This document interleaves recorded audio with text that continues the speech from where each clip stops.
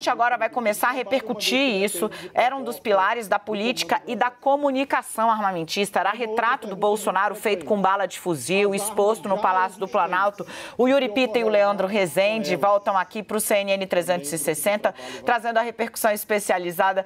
Boa tarde, príncipes, que saudade do Leandro Rezende mais, porque ele emendou férias, depois voltou, fez o feriado que eu não estava trabalhando, aí tirou folga de novo no feriado que eu estava trabalhando, e ele volta agora. Boa tarde, muso do Catete, bem-vindo, feliz ano novo para você, meu querido, que já chega, ó, distribuindo informação, repercussão qualificada, falou com quem entende. Leandro, qual a avaliação dos especialistas em segurança pública a respeito da restrição imposta aos decretos que facilitaram muito a aquisição de armas e munições na casa dos milhares para algumas categorias aqui no Brasil? É com você, querido.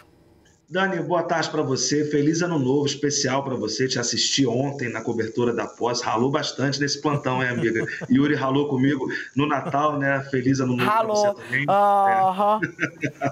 Feliz ano novo para todo mundo que está assistindo a gente aqui no 360 e, de um modo geral, né, o que eu consegui conversando com o Bruno Langeani, que é gerente do Instituto Sou da Paz, é sem dúvida um dos principais especialistas na política de armas no Brasil, é de que esse primeiro decreto do Lula, detalhado pelo Flávio Dino, ministro da Justiça, hoje ele é um bom começo, mas ainda há muito a ser feito, porque foram anos aí, né, de 2019 até setembro de 2022, pelo menos, quando o STF coloca um freio nas mudanças feitas pelo ex-presidente Jair Bolsonaro, foram uma modificação muito sensível na estrutura, né, da política de armamento, que deixa o Brasil hoje na seguinte situação. Segundo o Bruno Langeani, não dá para a gente saber, por exemplo, quantos fuzis que estão nas mãos de pessoas físicas.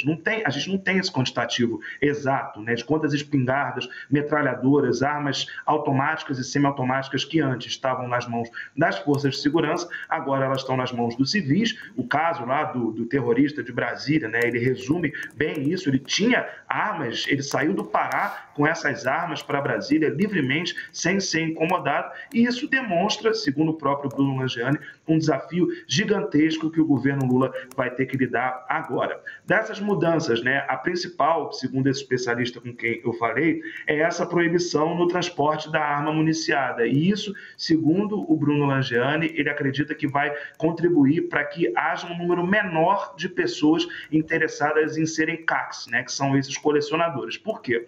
O governo Bolsonaro, ele flexibilizou tanto que a ideia da pessoa poder andar armada, ela foi facultada. Os decretos eles se misturavam tanto e a ideia disso passou a ser muito mais fácil para uma pessoa poder andar armada. E agora não pode mais, esse decreto já coloca um freio nisso. E de principal desafio, Dani, eu acho que a questão de contabilizar exatamente quantas armas, né, que estão nas mãos dos civis é o grande problema, mas você vai ter um desafio social e político de convencer os CACs a participarem desse, vamos colocar como recenseamento das armas de fogo, né? É um problema político, é um problema de segurança, mas é também político. Por isso que esses próximos 60 dias eles são fundamentais até para o governo entender, por exemplo, se vai poder, qual tipo de munição que um CAC vai poder comprar, qual arma que um CAC vai poder comprar. Tudo isso vai depender do trabalho que vai ser feito até março, mais ou menos, desse ano, quando esse recadastramento deve ter algum resultado. Dani.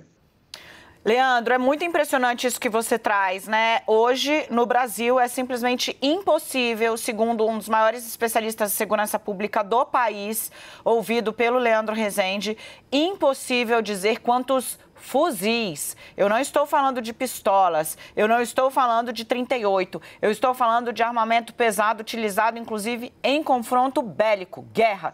Quantos fuzis estão nas mãos de civis no Brasil? É isso que o ministro da Justiça está tratando aqui do lado e que o nosso time correu para trazer já a análise com especialistas desses atos. O Yuri Pita correu em uma outra entidade, também especialista na análise de política de segurança pública no Brasil, e traz a avaliação dela para vocês.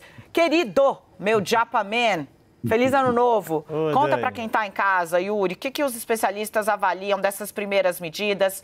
Todos os registros de CACs vão ter de ser refeitos, eles vão ter de dizer quantas armas eles têm em casa, quantas munições. Lembrando, gente, as munições autorizadas para compra foram na casa dos milhares, não de centenas, não é força de expressão. Uma pessoa pode ter 6.000 balas em casa. Para quê?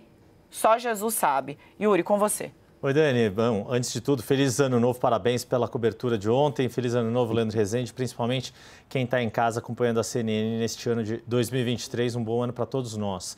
Falei com o Renato Sérgio de Lima, diretor-presidente do Fórum Brasileiro de Segurança Pública, que é, enfim, uma das organizações também que tem um trabalho super importante de mapeamento de dados e de elaboração de políticas públicas para a área de segurança pública. E o que o Renato me disse, 2 pontos para complementar na mesma linha da apuração do Leandro Rezende. Primeiro, que era importante, já de saída, ter um marco legal ou fazer um gesto de impacto em relação à questão das armas, que foi uma das principais atuações do governo Bolsonaro, essa liberação do acesso às armas, e isso se tornou, de fato, algo que o governo Jair Bolsonaro, uma das questões que o governo Jair Bolsonaro mais quis fazer e mais foi bem sucedido no seu objetivo, que foi justamente facilitar o acesso e aumentar a quantidade de armas em circulação. A ponto de um desses cadastros, o que acontece? Hoje existem 2 cadastros de armas no Brasil. Um sob responsabilidade da Polícia Federal, que é o Sinarme, que foi fortalecido pelas medidas do atual governo, do governo Lula, e outro que é controlado pelo Exército, Sigma, e que perde relevância neste momento. E por que isso é relevante do ponto de vista de política pública de segurança? Para que esses cadastros passem a conversar melhor e se possa ter, para de novo pegar carona aqui no que o Leandro trouxe, ter um recenseamento que seja de fato funcional, eficiente, que se dê aos gestores públicos os dados reais de quantas armas e quais tipos de armas e munições estão em circulação no país, quais são os CACs que são realmente CACs ou quais CACs são falsos ou laranjas ou foram utilizados para fins não legais, não lícitos. A gente viu alguns casos virem a público ano passado, ano retrasado, em relação ao uso de CACs para compra legal, legítima de armamento, para uso ilegítimo e ilícito, e esse recadastramento, a partir dos 60 dias, passa a ser ainda mais importante justamente para, depois do cadastramento, se conseguir separar o joio do trigo. Saber quem tem arma, porque é da atividade legítima de CAC e faz por bem uso dessas armas ou não. Ou quem se aproveitou de uma licenciosidade da legislação durante o governo Bolsonaro para ter maior acesso a esse armamento, sabe-se lá com quais objetivos. Por isso, todos os especialistas em segurança pública acabam sendo unânimes em corroborar as medidas que foram tomadas e da importância de se conseguir mapear de fato quantas e qual o nível, o calibre, o potencial letal de armamento desse arsenal que passou a circular no Brasil desde 2019. Vai ser muito trabalho até para entender.